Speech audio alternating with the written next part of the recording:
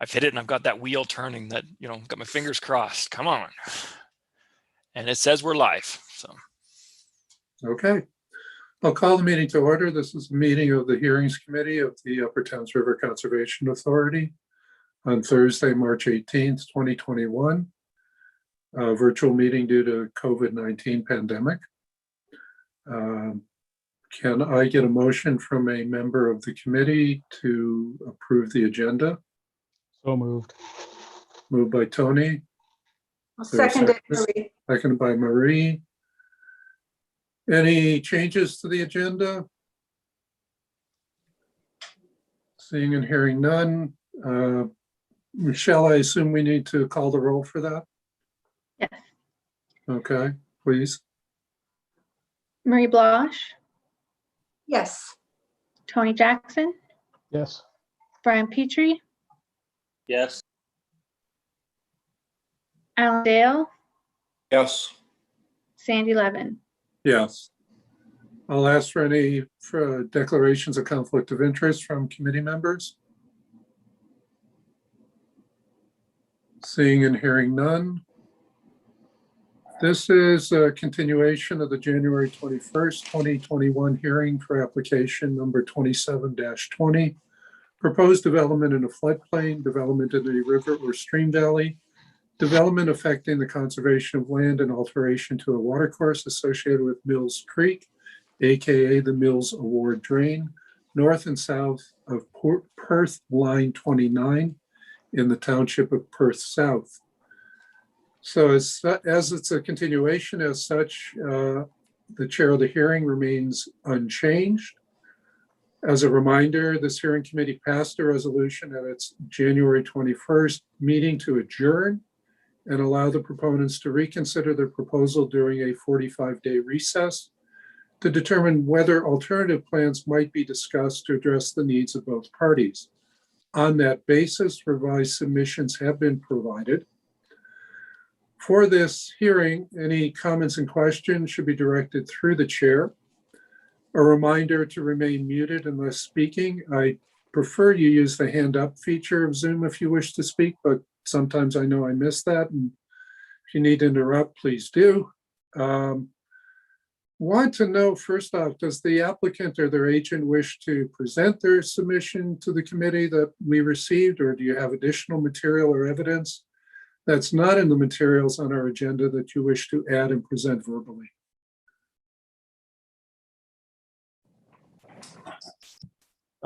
I guess I can run through with some of the changes that we made to the proposal. Whereas verbal comments, I guess the only verbal comments I will have is we do have, some information we can provide to the staff report, which we did receive as part of this agenda. We do have some comments towards some of the statements that have been said on that. I believe there's 14 or 15 bullet points to hit there. But I can give a brief summary of the changes that were completed, if that's what the board's looking for. Okay, would the committee like to hear from the applicant's agent then? I certainly would. All righty. On that basis, please go ahead. Okay, so I believe all of you have our drawings as part of the package that you received. I did give a 1-page or 2-page letter summary of some of the things we did alter with the new proposal to try to address some of the concerns that were raised during the last hearing. Now, the first main one and the largest one is the enclosure has been backed off approximately 575 meters. The enclosure now ends at the fence line between the Matheson property and Glencar Farms. This is approximately 1,000 meters from the Avon River. Also in this proposal, there is no construction proposed downstream of station 520. So this is mainly the area that there was some concerns with the meandering. This is downstream of Reg Matheson's in the lower end of his property and the Quest property. So there's no construction proposed down there, and that area will be left untouched. I do see in the staff report, there's some concern with future maintenance. That maintenance is more for debris removal only. So we do have some ditch work proposed, which we didn't have on the last proposal. That's from station 520 to 1000. That's to improve the ditch along Glencar Farms, to provide a proper outlet for the tile. The branches through Glencar, there still exist. The one's been adjusted slightly to get it a proper outlet. That would be branch D. It had to be extended. Branch C was.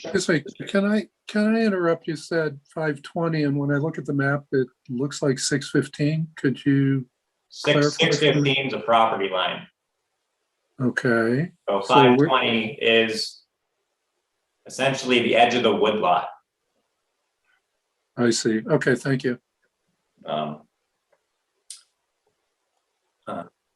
And also, I guess the other changes we have made. So the Masterson property on the north side of the road, which would be, I'm going to refer to as his home farm, the 100-acre parcel.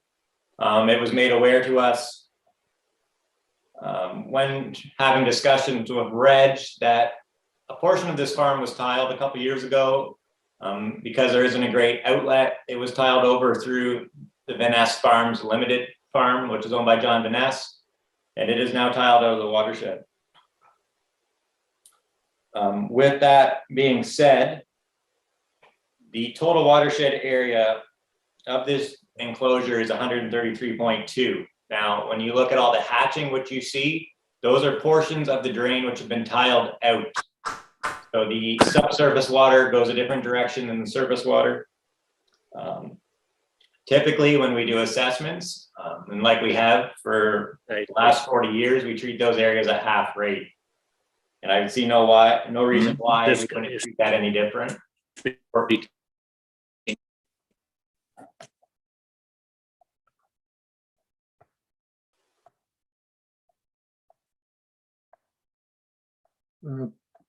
Somebody trying to say something? I didn't catch anything. Coming up is Bill Jeffrey. Here, this is on.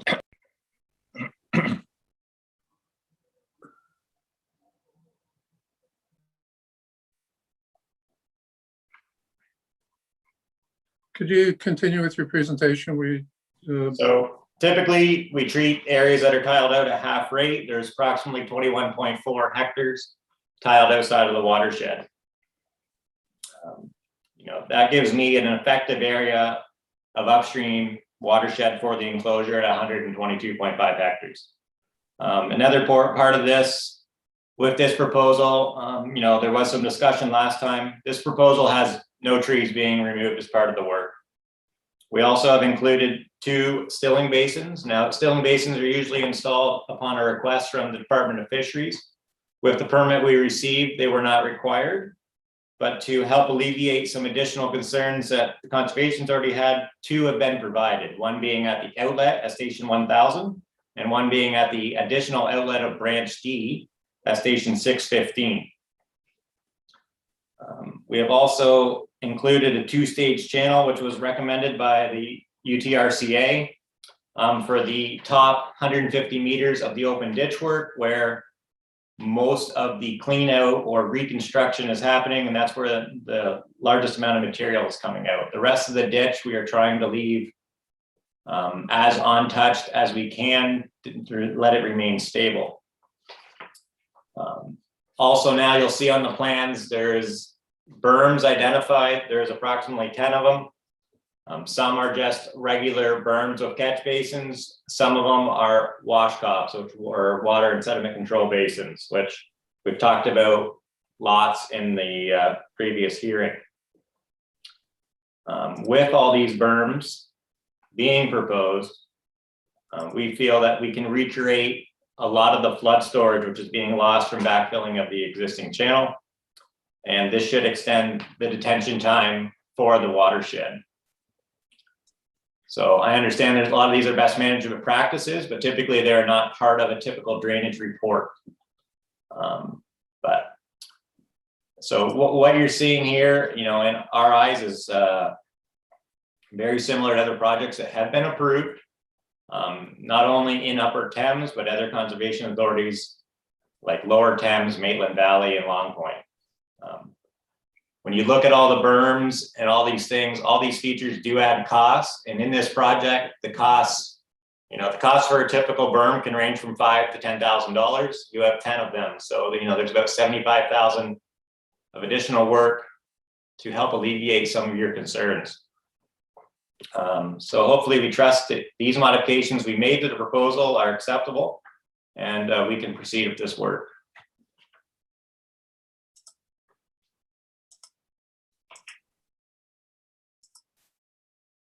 You said you wanted to respond to the staff's submission. I can, or do you want staff to present first? Well, let's have staff present first, and then we'll hear your response and then go to questions from the committee. Is there a presentation by staff on their submission?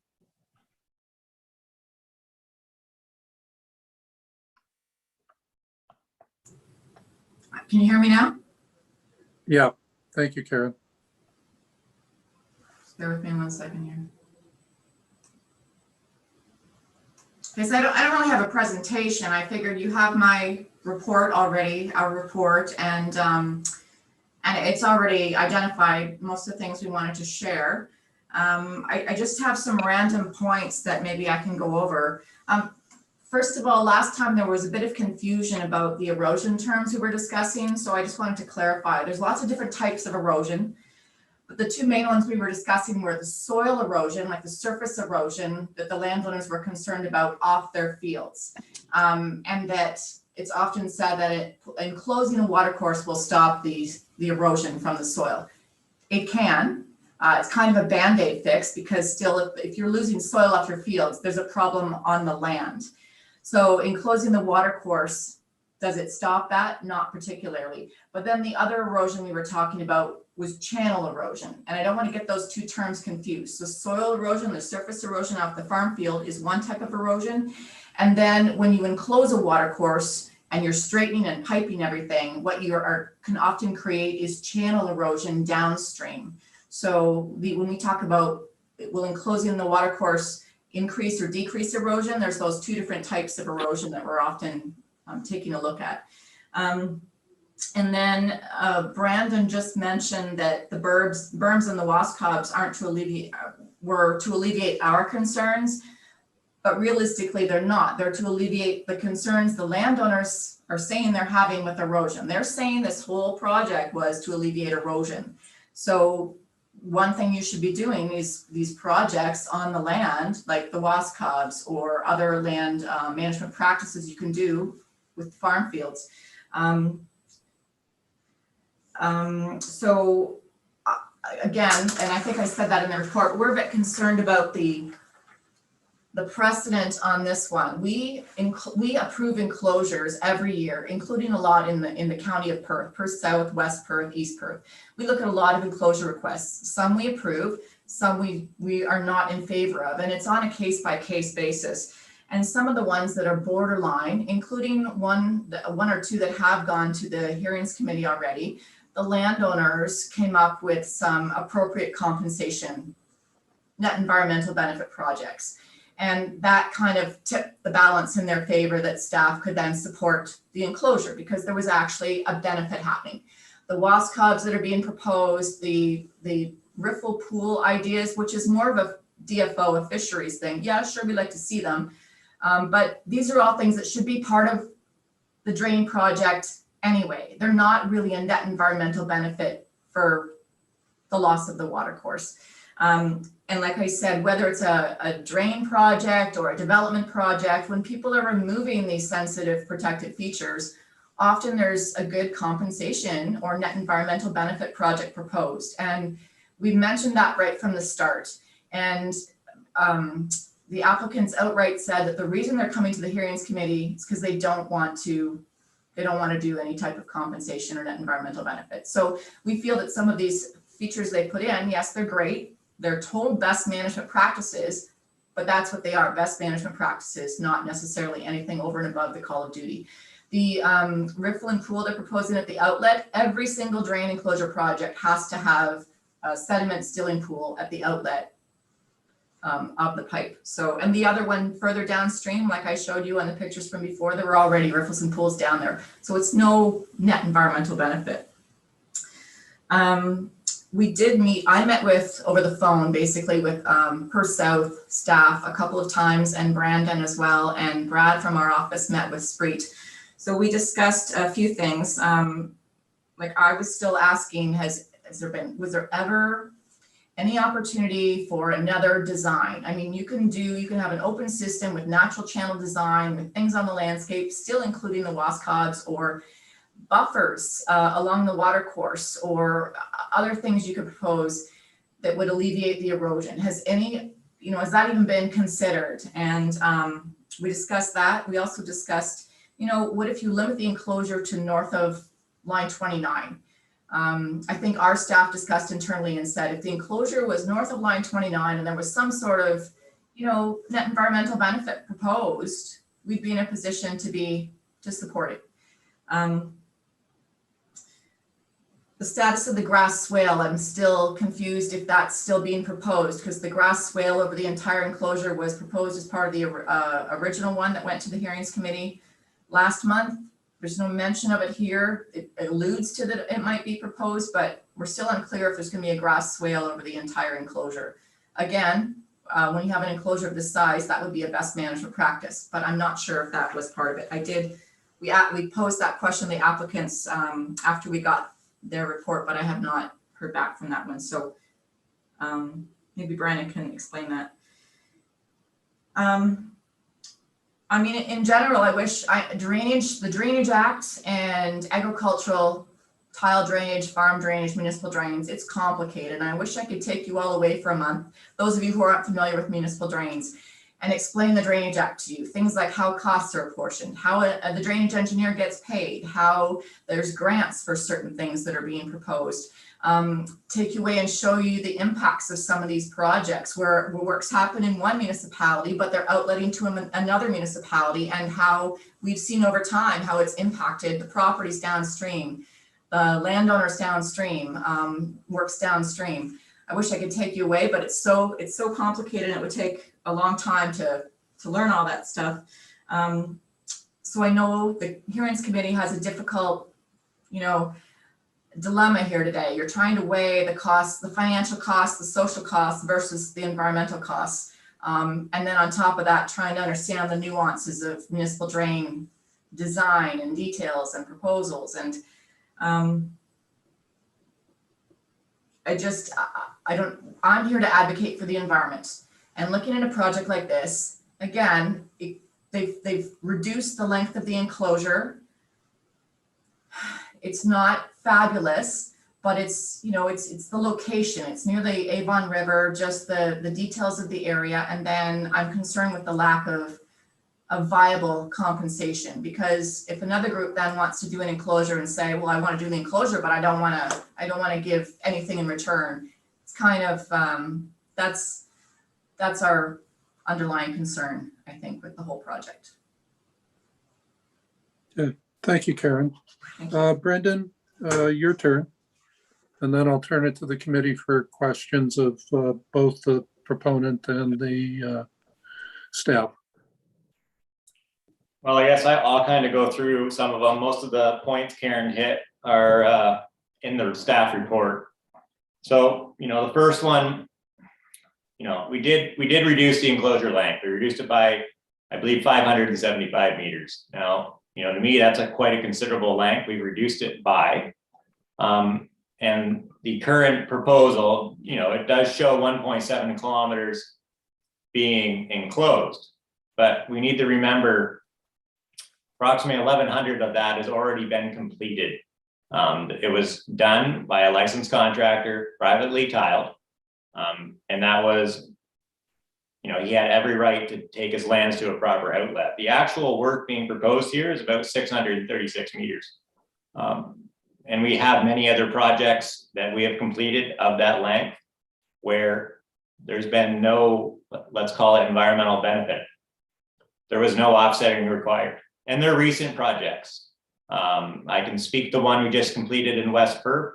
I believe it's 575 meters. There was no offsetting required whatsoever. And I can tell you it's of similar size and similar scope because it's a similar tile size. And there's other ones in Perth South as well where we have completed that and there's been no requirement for this net environmental benefits. With regarding the grass swale, at the previous hearing, I got a lot of negative feedback towards the swale. Some of it came from the Upper Town staff saying, you know, the farmers won't maintain it, municipality won't maintain it, they'll just rip it out. I'll be honest, some of the owners on this drain don't want it, so we did remove it because we have additional berms. Now, the farmers on here, you know, they use reduced tillage. There are a way to handle erosion, you know. Everyone's drove by a farm and see that they don't always work the right way. So the main person that didn't want the swale was Reg Matheson. He's not here today, but he said he can deal with the erosion with a tillage basis. And if a grass swale was required, he would put it in. So that makes it easier for me. It's not part of the report, and then he can maintain it how he will. That's why the grass swale was removed. Now, with the calculating of watersheds, I know Karen has a comment in here. Talking with Mike DeVos in our firm this morning, who's been around longer than I have, that practice we have used since the 80s in calculating the watershed area. Now, we have did other reports and we have did studies. You know, typically, of a 2-year storm, if that's what you're looking at, 25% of that water would be taken out via agricultural drainage. So, you know, that could be considered, but we are very close to that 125 hectare limit. And, you know, it's no different than similar reports I've seen, which are already been approved by Upper Thames. And I could reference the Theo drain completed by Steve Brickman. It exceeded the 125 hectare limit.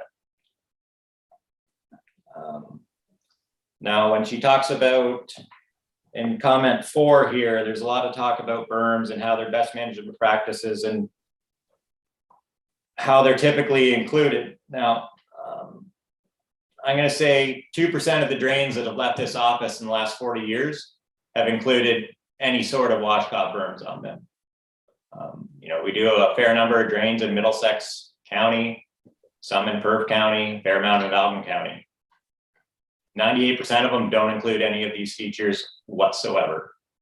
And that's where we're taking advantage of the Drainage Act here. They're becoming permanent features, and then they will be maintained by the municipality. But, you know, I know some of you aren't so, you know, you don't see a lot of municipal drains, but these aren't typical features. I can tell you 5 years ago, we did the McNichol Moses drain, which is on the left side of the map. You know, the watershed isn't as large, but it's still fairly substantial. There's no berms, no washcloths on that project. That pipe runs, I believe, about 1,500 meters right to the open ditch. That's where here we're taking advantage of the topography and we're trying to store some water. And this helps everyone downstream. So the more water we store, which is no benefit to the Walsh property or the Vaness property, it's no benefit to them to store the water. It's a benefit to the people downstream. And that's where we can moderate the flows and all those advantages take place. It also allows the sediments to settle out. But they aren't usually included in drain projects, and that, like, 98% of the drains we do include none of those features. The stilling basins, you know, we are including them, but they aren't a DFO requirement. So since our last hearing, I did touch base with the DFO once again, Campbell, who is the representative on this project. And he once again confirmed that this isn't viable fish habitat, and they have no concerns from their end.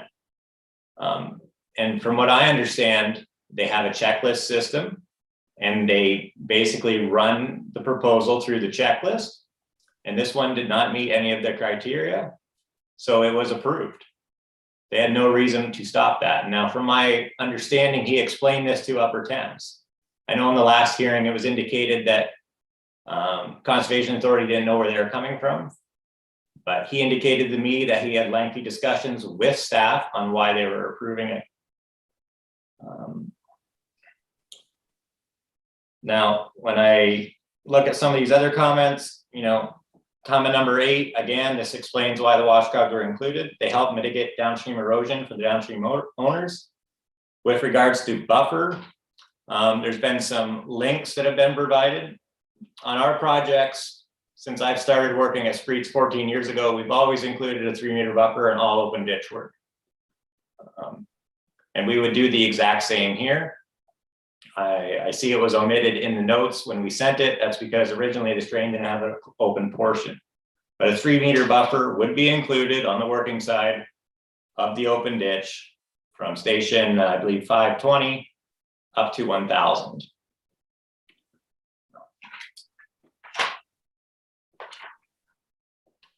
Now, with regards to the, you know, trying to avoid an enclosure and, you know, reconstruct a channel, you know, when I look at the property upstream of line 29, much of the channel isn't there, or there's no recollection of it. A lot of this is already installed. We're just trying to get it incorporated. Comment number 11, you know, she mentions some about percentages of drain enclosed in the watershed. I don't quite find the relevance of that towards this project. You know, it's a very broad-based, that's a broad-based problem towards a very small part of the watershed. Now, some of these other comments, you know, comment number 12, I'll be honest, I don't know what staff's trying to indicate there on saying we don't have a clear understanding of downstream impacts.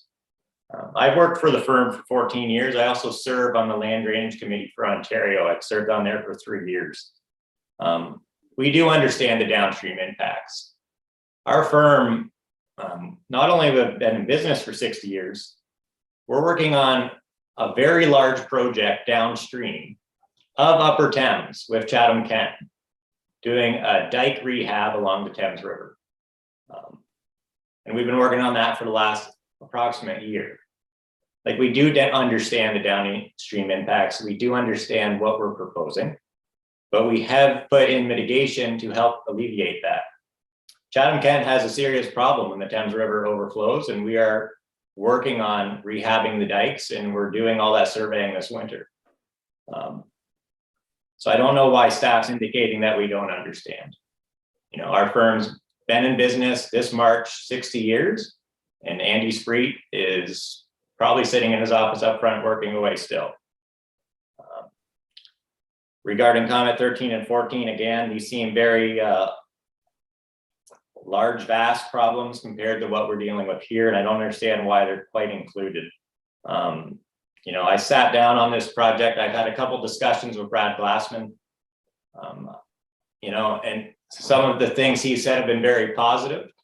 And I understand that maybe changes do need to happen going forward with how we approach some of these municipal drains. And I've indicated to Brad, maybe he should be attending all these drain meetings, and we can include these features in every project. Brad had some very, you know, creative ideas on how to handle certain things. We've included some of them as part of the project. But in order to get the whole watershed of Upper Thames to be improved, these features need to be included in every drain, not just this one. You know, my suggestion would be going forward, Brad attend some of these meetings so we can include, say, a wash cob on every drain and try to, you know, work away at the larger problem. But some of the stuff that's indicated in some of these comments I find are very vast towards the Upper Thames watershed as a whole and not directly related to the Mills drain. You know, I guess I don't have too many other comments. But if anyone has any questions, I'd be happy to ask them or answer them.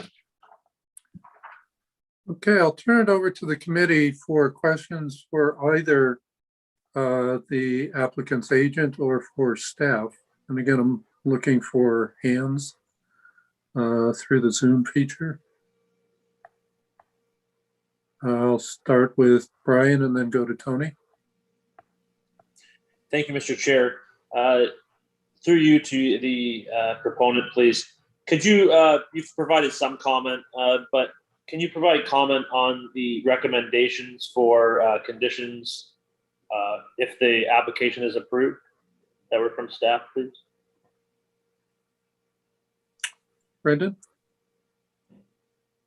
So I see in the end of the report I got, there's five recommendations, I guess, from staff if they do approve it. The first one says the following detailed design and staff recipient of a final detailed report of UTRCA selection. I'm guessing that's a regular permit. Typically, that's what we apply for. I don't see any issues with that one. That's typical protocol for many municipal drains we work on. Now, the next comment is the washclouts be designed and sized in accordance with current OMAF for design standards, and all these details be clearly outlined in the final draft report. Well, we would do that regardless. This is a drainage project which I will stamp, and it would be very similar to other projects that have had berms. I know Mike DeVos is working on a couple right now. Brad Glassman can comment more. We're well aware of the design standards, and the washclouts would be designed to that. Number 3, I've already indicated, we are not including a grass swale because of the comments we received from the last hearing.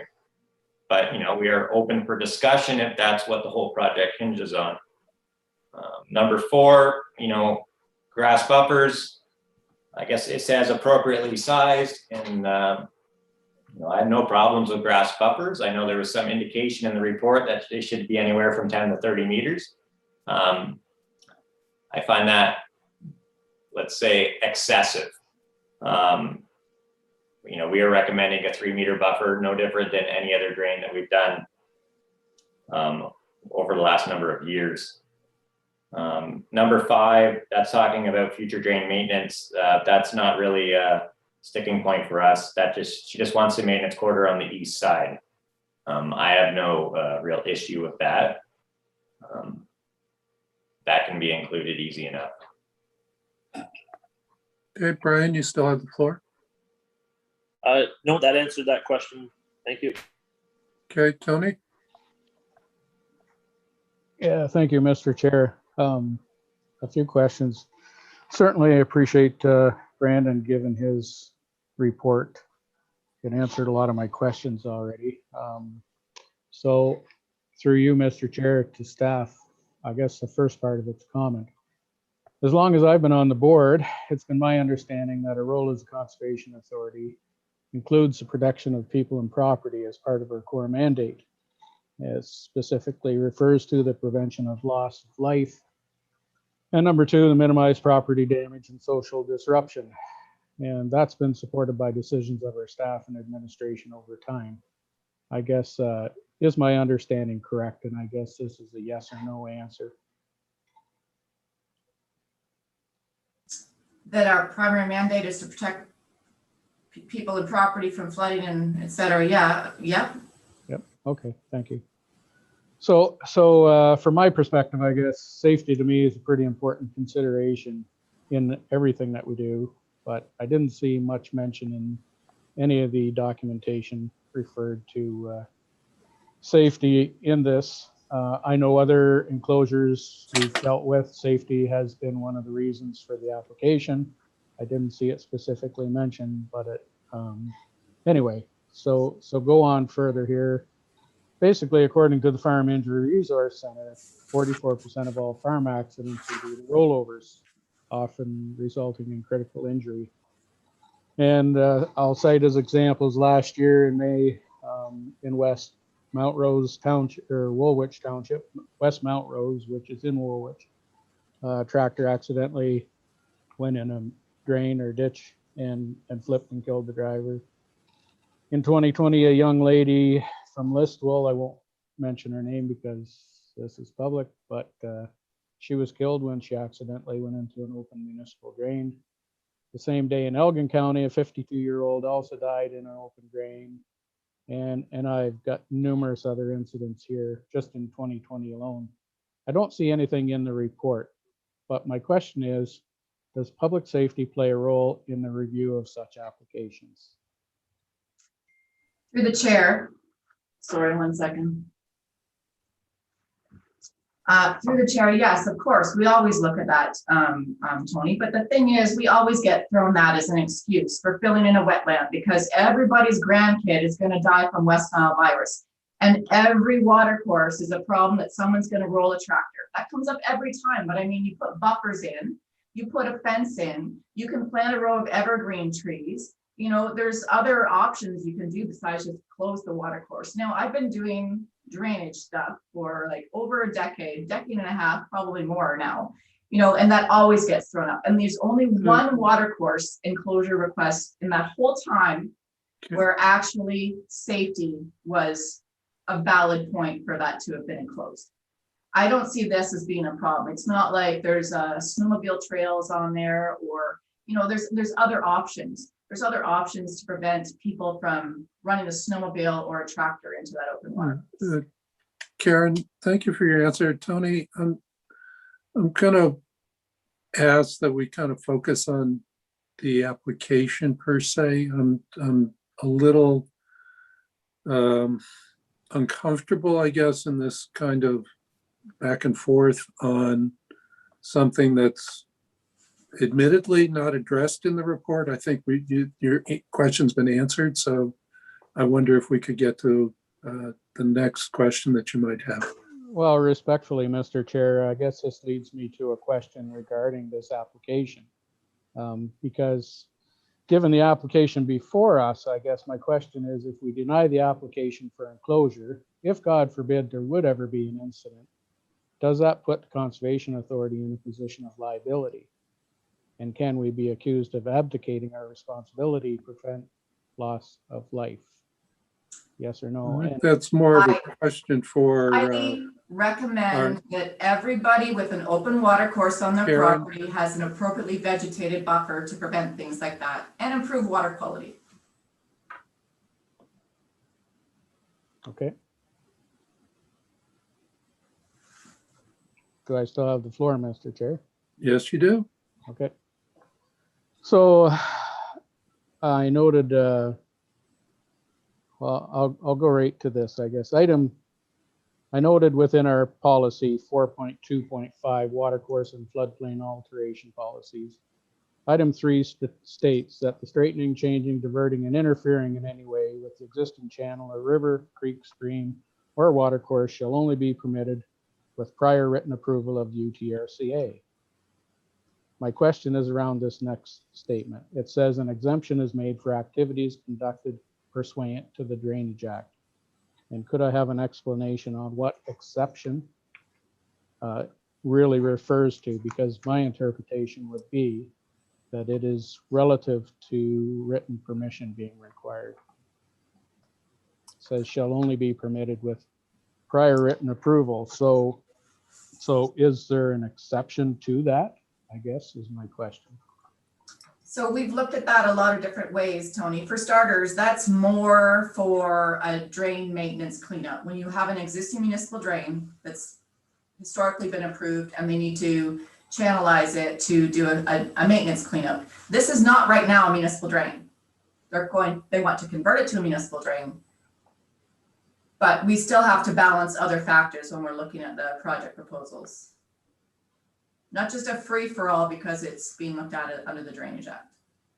Okay. Again, to staff several times, and I think Brandon kind of touched on this too. Several times throughout the report, I read the words of net environmental benefit and words like greater public good or compensation. I've been through our policy Appendix A of the original report for the review and approval process. So net environmental benefit is defined elsewhere in our comprehensive policy manual, but is not provided with the documentation we received for this hearing. But it refers to striving to achieve a relative increase in environmental features or functions. So these seem to be suggesting something more than the protection, improvement, or restored, as I see it in 4.2.5, item section 6, I guess. So can you help me find in our policies what is meant or defines greater public good and how they apply? And I think, Karen, you noted your underlying concern are the words you used, but I don't see that in our approved policy manual as being anything in our policy for project approval based on compensation, net environment benefit, or greater public good. So I see no negative impacts and no adverse impacts and geotechnical issues addressed, stuff like that. But I don't see compensation, net environment benefit, or greater public good as a criteria for qualifying project approval. Is it in our manual anywhere or approved by the board of directors? Well, that's, I think, is why it's before the committee, Tony, is because at a staff level, I can't approve without even discussing that environmental benefit or compensation. I can't approve this, right? I always advise everybody, if you're bringing this to the hearings committee, come up with some sort of net environmental benefit or compensation plan that we can look at, because right now, this is something that at staff level, we're losing the water course. So at a staff level, I can't approve this. And right now, I don't feel good about supporting it. Karen, I think Tony's question was what in our policy or in the Conservation Authorities Act is part of this approval by staff or by the hearings committee? There's nothing in the act that speaks to compensation or net environmental benefit to my knowledge, which means these projects then, if you can't, I mean, if it's an alteration to something, you should probably not be approving it. So in our policies as an Upper Thames, Tony referred to the Environmental Planning Policy Manual. Yes. The manual does, if I recollect correctly, have information about net environmental benefit as improvement in features and functions. Is there a definition of greater good, as Tony asked? Of greater public good? I don't believe so, but if Tracy Annett's online, I know she's got the policy manual in front of her, if she has anything to add to that one. Mr. Chair, there is a definition for net environmental enhancement or betterment or whatever, but it is not defined in a criteria for approving applications that I could find. And that's what I'm looking for.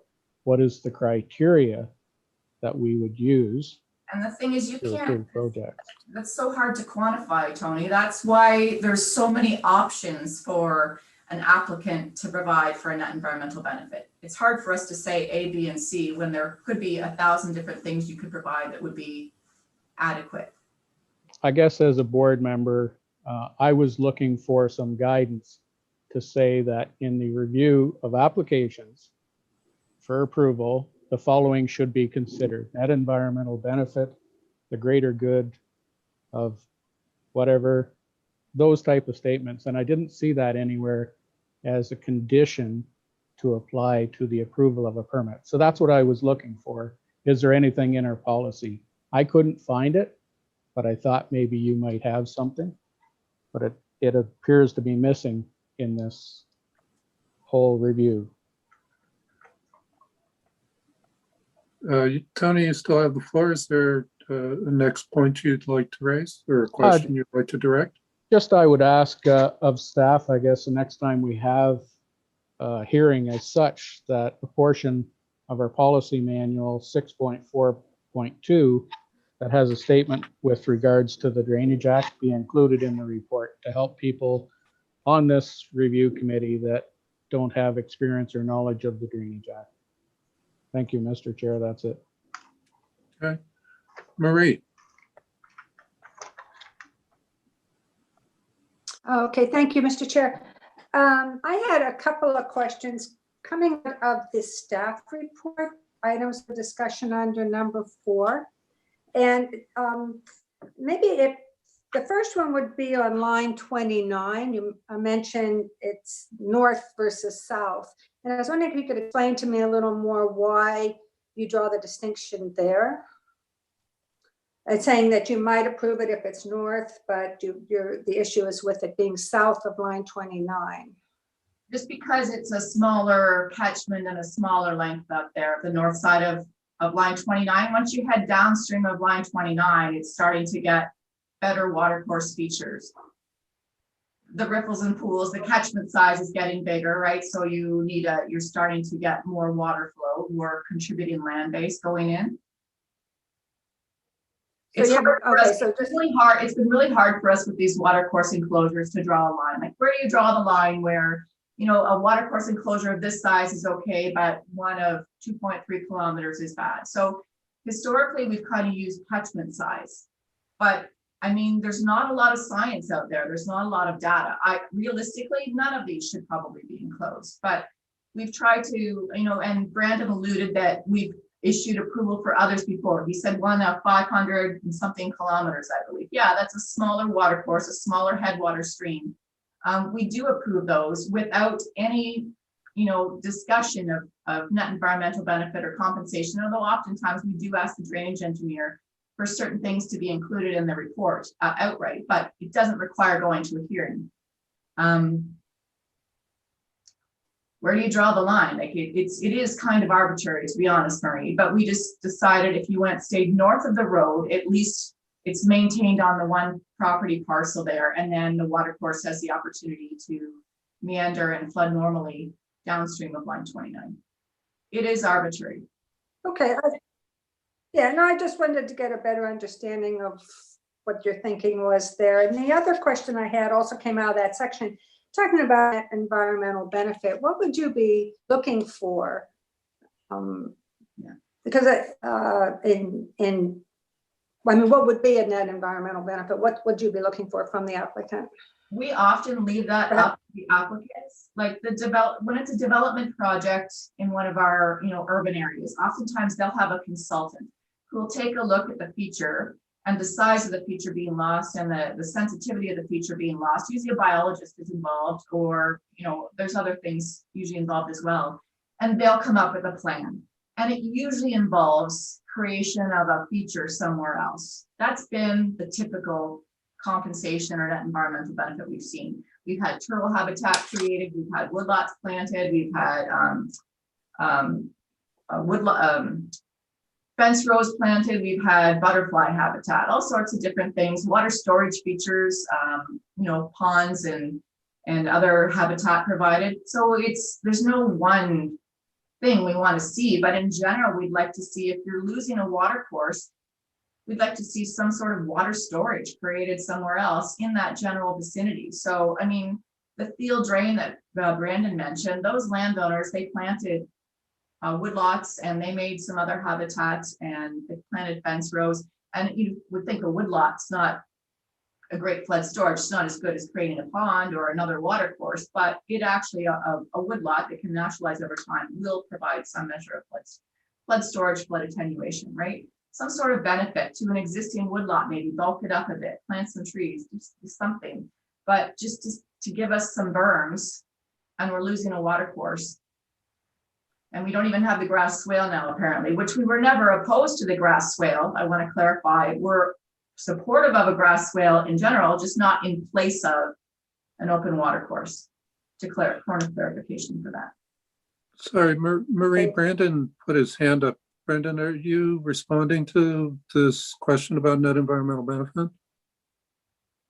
I can respond some. And that's where we kind of struggle. We're given no real guidance on what they're expecting. I've looked at other drainage projects, mainly the Thiel drain. And I look what they included, and they're not part of the drainage report. Karen's mentioned they planted some woodlots. I know they did some plantings. A lot of the stuff that was included was already there prior to the drain work happening. And some of it hasn't happened yet the drain's enclosed. And that's where I struggle. It's not part of the drainage report. I can't enforce that. But when we look at broader scale, and Reg Massenson's not here today. He's visiting his wife in the home. But when we look at his property on the south side of line 29, and we talk about net environmental benefit, Reg has indicated to me they've owned this property since 1930. He's planted trees back by the river with his grandfather. He has taken this property, which from what I understand was the gravel pit, which built line 29, and he's reclaimed most of it. He's brought topsoil and he's reclaimed of it. He's got nothing, no compensation for that. He did that because he's a good steward of the land.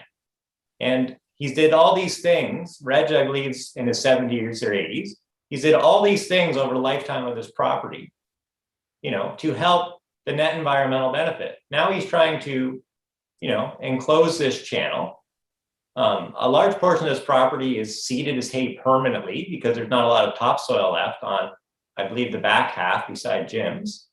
But he receives there's no calculation on, the things that he has done for the environment in the past, but now he needs to do more. Like he has substantial pine trees at the back, which he's planted. And I can include those things no different than the Thiel drain. But thank you. They're not included in the report. Thank you. Ian, I saw your hand come up. Thanks, Mr. Chair. If I can just speak to the hearing committee directly, some of the questions and the comments from Marie and Tony and, even Brandon's comments about perhaps a lack of guidance from the Conservation Authority about net environmental benefit. For the hearing committee, this is always a challenge of a hearing. The guidance and the policy is clear. We have our policy manual. And the reason we're at a hearing is because the proposal as submitted does not meet policy.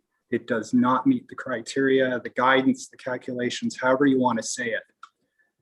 But the hearing itself becomes a gray area that does not have clear sets of guidelines or rules or criteria to consider. This is you're being requested to consider an exception to policy. And the challenge you face is how much of an exception are you willing to permit? And I believe the staff position about net environmental benefit in the past, that's been one way that the hearing committee has felt comfortable or felt agreeable to allowing an exception to policy. So my comment is just clearly that anytime you're before a hearing, there will not be rules, there will not be criteria, there will not be specific measures that give you as a hearing committee the guidance to say, that's enough, that's far enough, we can approve this now. And that's not comforting to you as a committee, but I think a lot of the discussion I'm hearing is around that issue, is how much, how far can this go to be approved? And honestly, the net environmental benefit in the past has become a practice. To Tony's point, is it in the policy? No, it's become a practice, a method where the hearing committee has achieved some level of comfort that there's been some compensation, because otherwise, if you're just going by strict interpretation of rules, it does not meet policy. So I'm just trying to clarify that staff won't have an answer if you're asking for specific criteria or measures that could be achieved for you to permit this. And that's not comforting for you, but that's the position you're in and the reason this is a hearing. So I'll leave it there, Mr. Chair. Thank you, Ian. Marie, you still have the floor. Okay, yeah, thank you for all the clarification. I understand that. I just wanted to kind of get a broader sense here of the types of things that have been used in the past for the net environmental benefit. And perhaps if I may, Mr. Chair, through to the applicant, correct me if I'm wrong, but what I heard you say was that you don't want to provide any addition, but we are calling the net environmental benefit. And I heard you say that there's been other enclosures without that sort of offset. And I'm wondering if that's what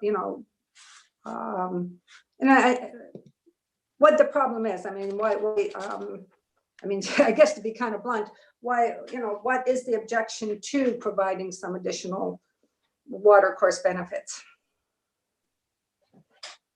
Brendan? So I believe we are providing watercourse benefits, and I'm including them in a way of which they are part of the drain and they are enforced under the Drainage Act. And that's why we've included the berms. Under the Drainage Act, I can't say, let's plant, half acre of trees back at the woods.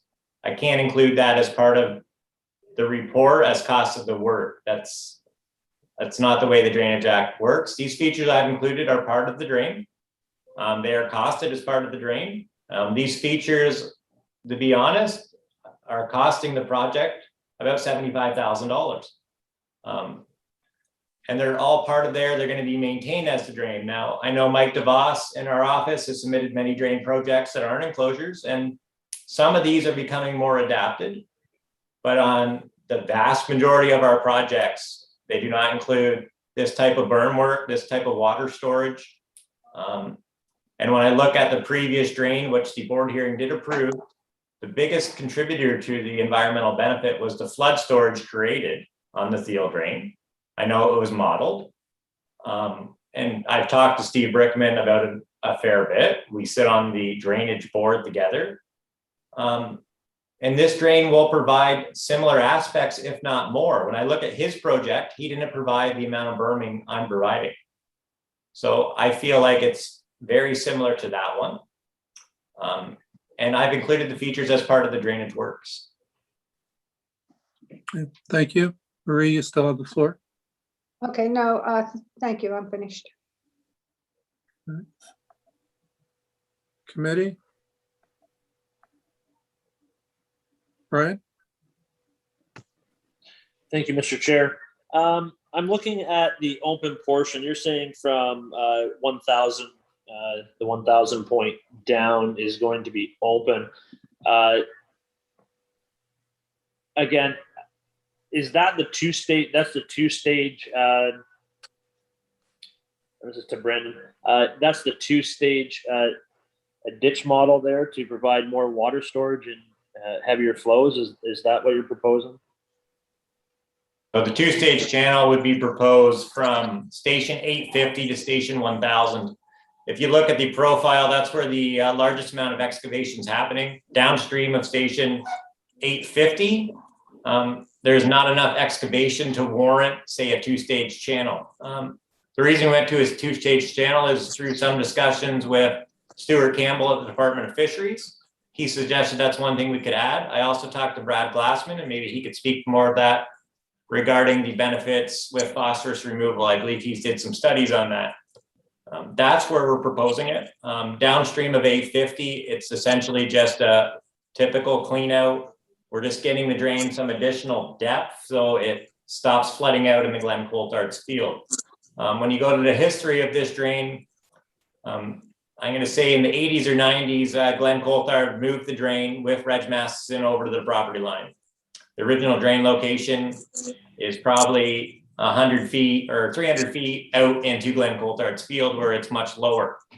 So they moved the drain over at that time. So we're just improving it so it doesn't, overgo its banks and dump back into Glen Coulthard's field.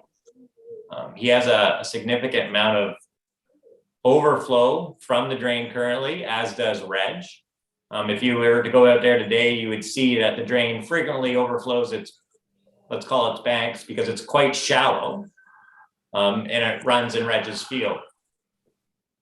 So another thing we need to remember too is the drain is so shallow that currently I can tell you that the front of Reg Matheson's farm is tiled under the drain and is tiled right back to the outlet. That's how shallow the drain is there. So he has about 15 acres in the front.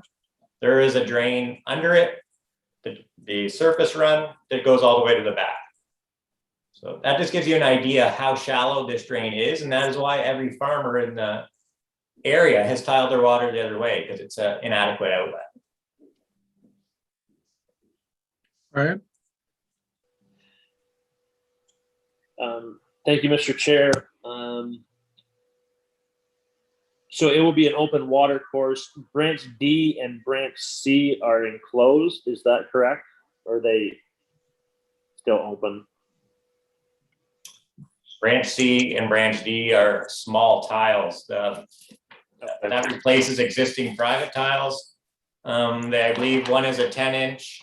The other one is some 14-inch and some 10-inch tile. That field is all currently worked. There is no ditches in it. Okay. Thank you. That's all I have. Committee? All right. In that case, I've got some questions I want to kind of go through. Might be repeating a little bit, but I want to get my head around this. That just for clarity, Brendan, the stilting basins and pools and riffles that were mentioned in your letter, those would be included in the drainage report?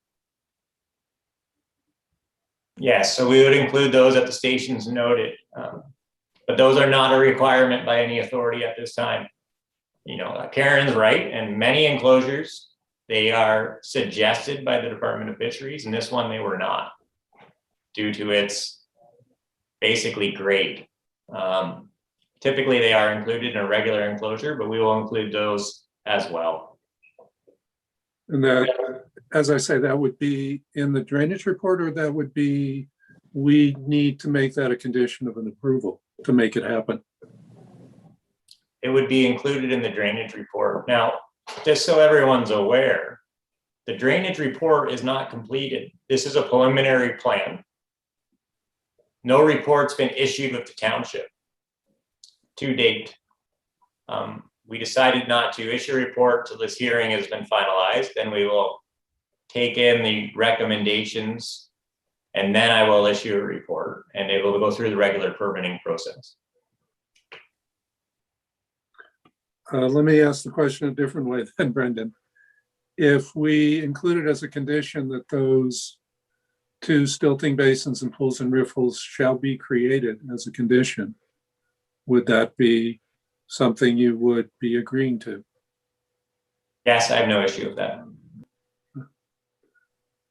To staff, I recognize there's a difference in the calculation used, but I'm kind of curious to know, we use 125 hectare drainage area as a rule of thumb, and Karen, you have said it's rule of thumb. If this was, a drainage area was under that 125, would this still have come to this hearings committee? Possibly. I'm not exactly sure where the 125 on this one stops. There's been a bit of debate back and forth, but that's why we were more comfortable with the north side of the road as potentially being under the 125. Okay. Our Thank you. concern with the north side of the road, so the 125 is one thing we look at, because it's hard to just look at length, because you can have a water course that's 1 kilometer long, but the catchment area is very small, and you can have a water course that's 1 kilometer long and the catchment area is huge. So that's why we try to go by the catchment area and not specifically the length. But we look at other things as well, right? Is there species at risk in the area? Is there other sensitive water course features there? And one thing we would look at, one thing we were looking at when this originally happened on the north side of line 29. Now, Brandon says the work's already been done. I just want to remind everybody the works were done after we said you need a permit from us. The works were done without our approval. So on the north side of the road, there's a wood lot at the top.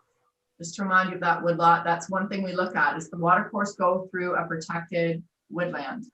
And in this instance, it did. So we were hesitant to approve enclosure because of the impacts through the protected woodland. Yeah, fair enough. Karen, I think you kind of answered my question then.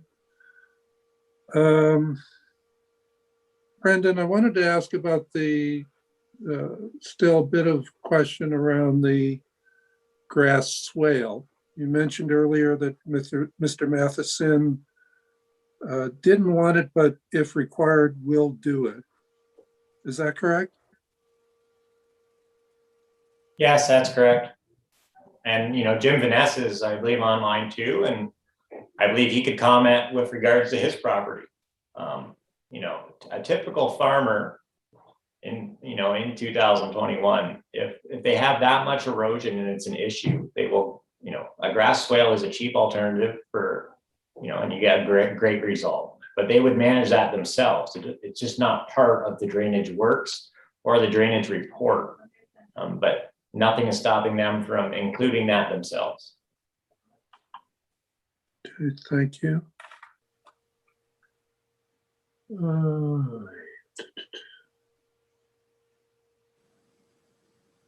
Wanted to go through. Got that answered. So help me again, the length that's proposed in total is 1.7 kilometers. 1.1 is already done.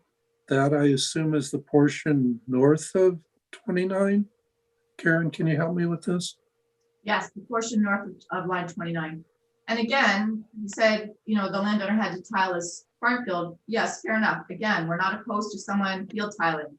It was the fact that they took the water in the open water course and then routed that through their header tiles. So they basically took the water away from that upstream water course. That does need our approval in general, because that's an alteration to a water course.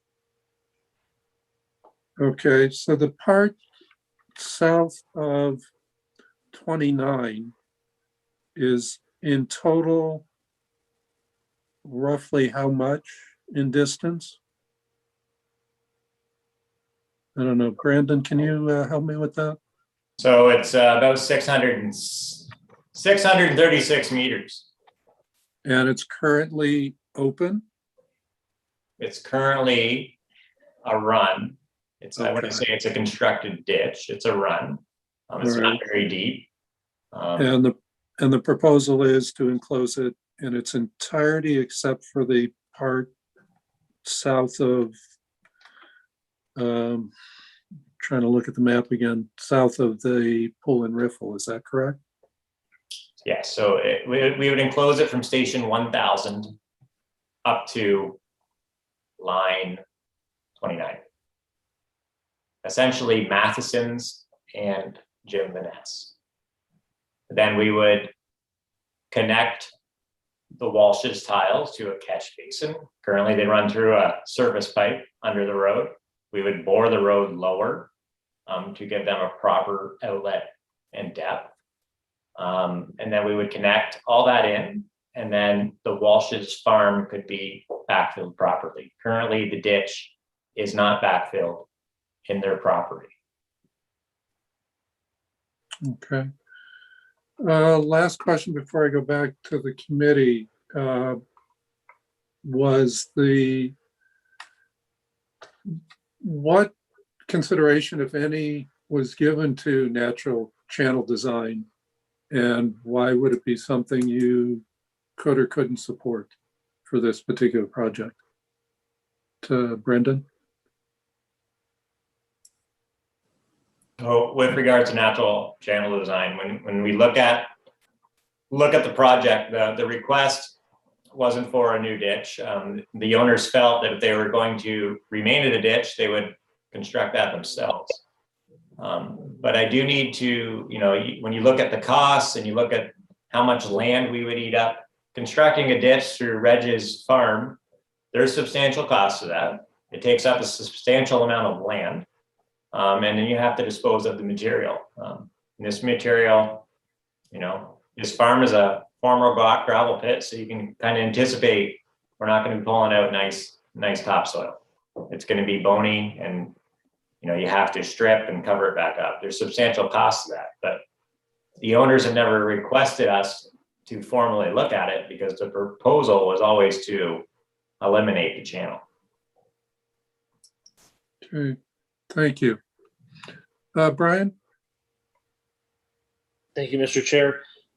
Above line 29, what is the I know there's two different methods of calculation. So what is the amount of area being drained into the drain above line 29? And is that for Brendan or for staff? I would say whoever feels comfortable answering the question. I know there's two different camps on this, so can I hear from Brendan's side, and then I'll hear from staff sides on the different calculations? Sure. When you look up upstream of line 29, so upstream of line 29 only includes 4 properties. I'd have to look at the assessment schedule and how exactly what they are, but you see there's the 2 Ontario limited companies. I'll just refer to those as the Walsh properties. So there's about, a little over 100 acres of square land there. Plus there's DeWitt's and Mark Vaness. You add those up, I just have to look in the file here and see what the acres actually are.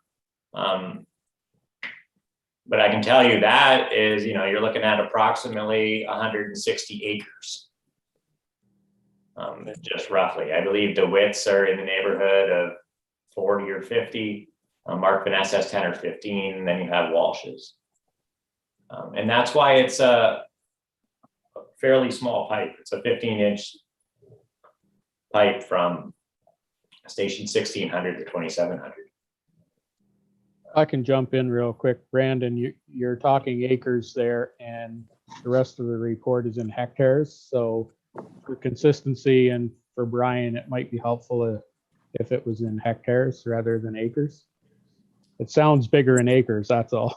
Yeah, it does. So like the rough perspective, I believe the 125 limit is about 320 acres, but we're talking in this area about about 70 hectares. And I can give you the exact area in a moment. I just have to pull the correct sheet out.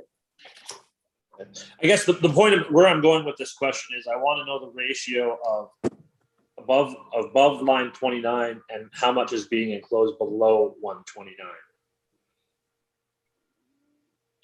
Well, the question's kind of loaded. It changes as we go further down. So if you look at the map, above line 29, we're only dealing with 4 properties. And then I cross the road and I pick up Jim Vanessa's 2 properties. But as soon as I get into Reg Matheson's, I pick up the north side of the road of Reg Matheson's, where there's about 30 hectares. Come straight down, there's a branch there. If you ever drive out there, he has a laneway because there's a small little airfield there. He has a laneway back there, and there is a ditch that's approximately 1 foot wide and maybe 2 feet deep along the edge of the laneway where all the water runs, because he's never had a proper outlet. That water all comes in right at the top end of his farm on the south side of the road. And then that is it. No other water really contributes to this drain that's being enclosed. The rest of the water goes right to the ditch. And I can give you exact areas. They're, and I'll be honest, they're outlined in the drainage report when it is issued, and I can look them up now to give you guys a rough idea. Okay. So my point of trying to understand, and maybe this would be an easier way, what I'm trying to understand is whether it was done properly or through the things is for another time or another committee to figure out, or board or whatever. But I think we all essentially agree that above line 29 has been enclosed. Effectively, anyway. So I'm trying to figure out what is left, how many acres are left to be enclosed. I know the length, but I don't know the area. So I just did the math. It's about 83.6 hectares above, and there is some portion of that being tiled out. as you can see on the east property belonging to Walsh's. So, you know, you're looking at 80, 83, that leaves you with, you know, 40 approximately left, which essentially is a Reg Matheson's farm coming across. And Jim Vanessa's. Right. Oh, I will yield the floor at this time. Committee?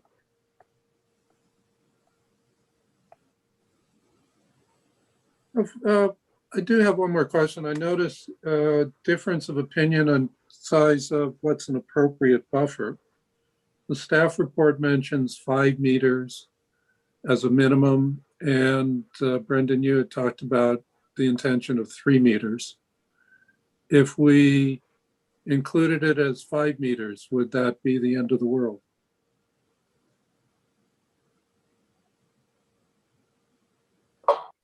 I'm not going to say it's going to be the end of the world. That's kind of a Yeah, that I was being a little question. broad. You know, I'm the looking for owners the can benefit. speak to it. When you look at Glenn Coulthard's farm, for instance, that where the ditch is, the ground is higher than, say, 100 meters west of it. So increasing the buffer, the water isn't running into the ditch right there. It all comes down to a localized point where you'll see a branch D. That's where the water enters the channel. So increasing the buffer, I don't see the net gain. Or I don't see what we're accomplishing, because the water flows away from the ditch because the ditch has been moved from its original location. So what I'm taking from what you're saying is that one size wouldn't necessarily fit all in this particular case. Well, to me, I do not see the benefit. And take note, we have to provide the owners with allowances. I have did drains, let's just say I did a drain a couple of years ago, and it's the city of Niagara Falls and in Port Colborne. At that time, there was a suggestion we increase the buffers to 10 meters. Then OMAF stepped in because they're paying grant on it, and they felt that was excessive because the allowances become quite large when you start buying that amount of property and taking it out of production. And, you know, we have to balance all the aspects, not just one person's, and, you know, we are being scrutinized on other levels. Thank you. Committee.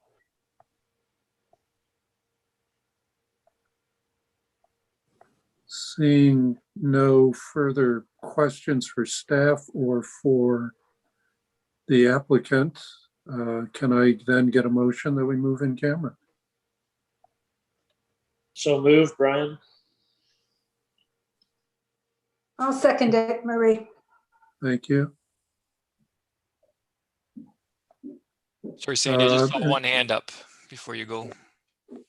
Sorry, I must have missed that. Sorry, Brendan. I guess I just have one question. Do the owners want to include anything? You know, this is their project. I know Glenn is here, and so is Jim, and you know, this is their properties. This affects them. I am the applicant as a township. You know, and that's how we have done this, but it's their project. It affects them. I see Glenn's got his screen turned on. I don't know if he wants to add anything. And I don't know if Jim would like to add anything. Can you hear me, Brandon? Yes, we can hear you, sir. Oh, you do? Okay, because I just lost the screen. I've been listening to this all through, and Brandon and I did have some conversations prior to this meeting about where to stop and start the tile. You know, with all that's been spoke of in this meeting, which has been constructive, I don't see any benefit of stopping the tile at that line, at my line fence.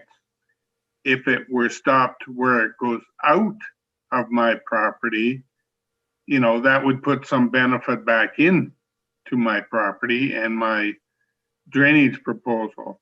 The other thing is you're gonna have to dig that ditch quite deep where it comes into my place to get these smaller drains that run up to Murray's fence hooked in properly. So like I say, I'm opposed to doing it with how it's laid out here. I would like to see, you know, and you can put the drain wherever you want to put it. You can put it right in the lowland of my farm if you think that's better.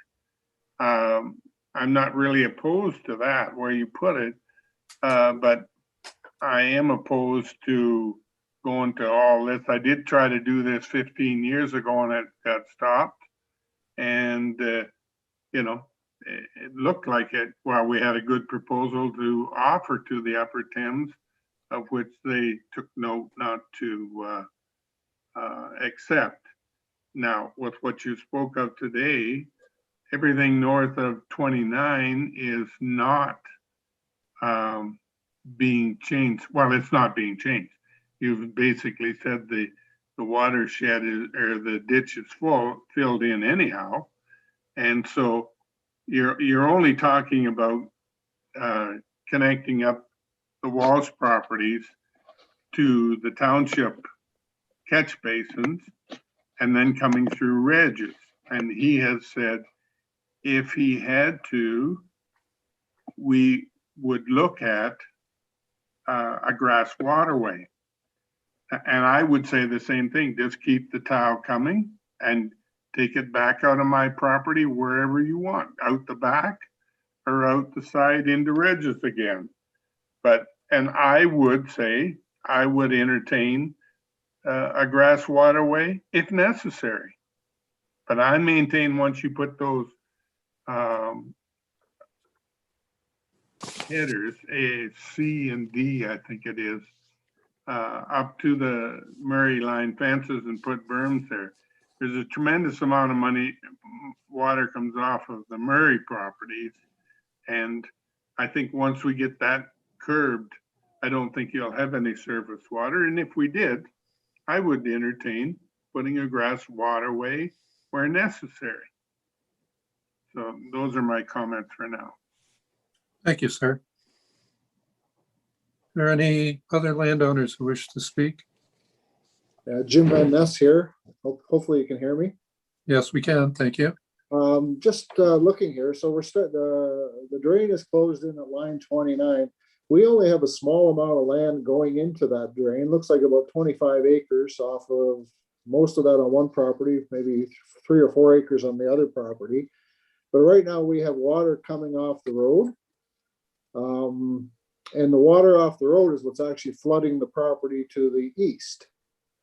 And if we can get the problem is that land is actually lower than the bottom of the drain that's there right now. We can't tile that land. That water has nowhere to go because the tile or the drain itself is not low enough.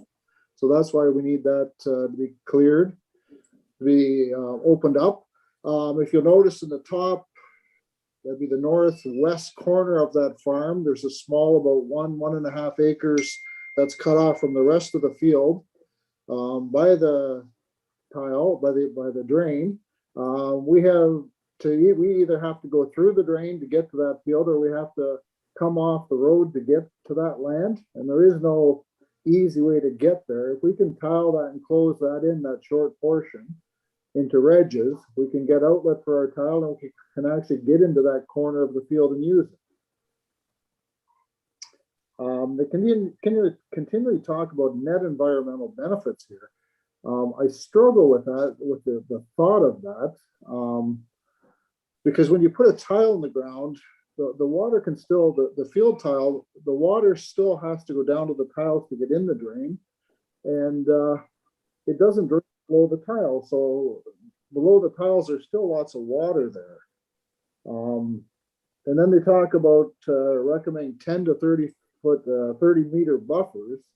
Like, I'm not sure where that came from or why that is. I can see a 3-foot buffer, but certainly not a 30-meter buffer, a 3-meter buffer, not a 30-meter buffer on there. I just don't understand that. That's simply expropriation. I don't understand that. But anyways, that's all I have to say. Thank you, sir. Were there any other landowners?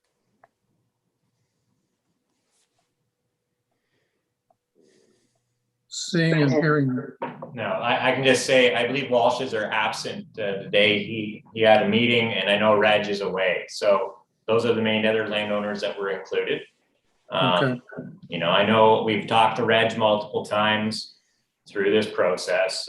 You know, he has, you know, there's concerns with costs and, you know, everything else, but he would like to move this forward. You know, this is a farm that his family has owned for, sounds like 3 generations, and he would like to finally get this cleaned up. Thank you, Brendan. Got a motion on the floor from the committee to go in camera.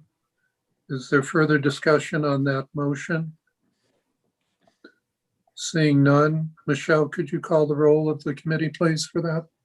Yes. Marie Blosh, Yes. Alan Dale, Yes. Tony Jackson, Yes. Sandy Levin, Yes. Brian Petrie. Yes. Okay, we, as a committee, will go in camera, which means we will take the information we've received today and the information we received earlier in the hearing in January. And hopefully at the end, we will come back to you with what our decision is in this matter. So thank you for your attention. I have no idea how long we'll be in camera, but certainly the decision will be made public. So Chris Harrington, could you put people in the waiting room if they want to wait, or just leave us with the folks who may remain within this hearing while it's in camera? Okay, will do. I'm going to stop the live stream as well. So that one Was in the waiting room.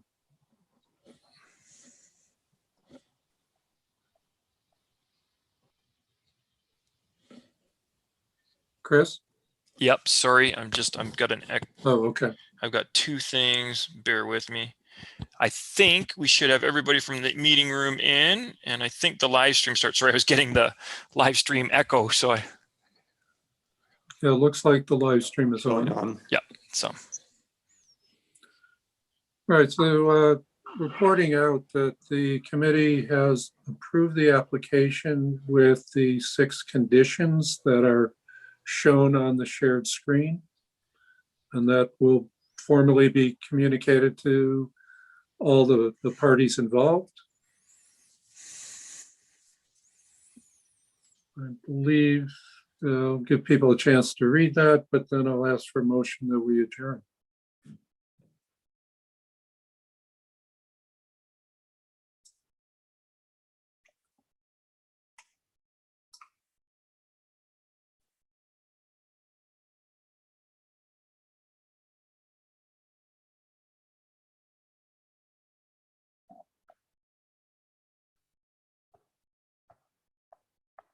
Committee, is there a motion to adjourn? So move, Mr. Chair. Thank you, everybody. Much appreciated. Thank you for your patience on this. Certainly it was a complicated matter, and the committee spent lots and lots of time, and appreciate everybody's input and involvement in this application.